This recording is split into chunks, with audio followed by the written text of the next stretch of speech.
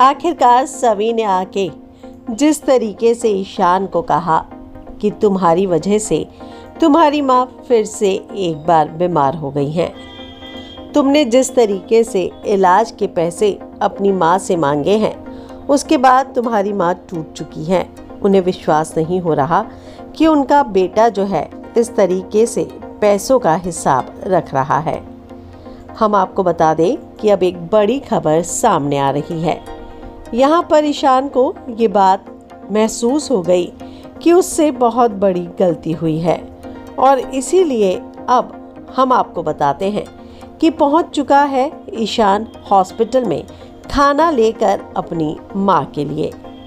लेकिन अपनी माँ के लिए खाना लेकर पहुँचे ईशान को देखकर ईशा ने आखिरकार ऐसा कौन सा सबूत उसे दिखा दिया है कि ईशान के पैरों तले ज़मीन खिसक गई है।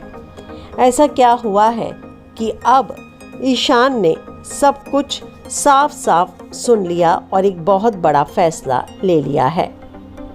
ईशान ये बात तो जान गया कि ईशा ने सवी को कहा है कि ईशान ने उससे इलाज के 3 लाख रुपए वापस मांगे। पर ईशान ये जानता है कि ये काम अगर उसने नहीं किया तो ईशा ने ऐसा क्यों कहा, क्योंकि ईशा इस बात को लेकर झूठ तो नहीं बोल सकती।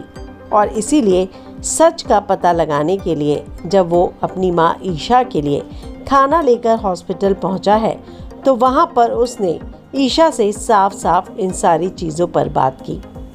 ईशा ने उसे सुरेखा का यानी कि अक्का साहिब का जो ऑडियो सुनाया है उसे सुनकर ईशान के पैरों तले ज़मीन खिसक गई। ईशान को विश्वास नहीं हो रहा कि अक्का साहिब उसके नाम से ईशा से 3 लाख रुपया मांग रही हैं।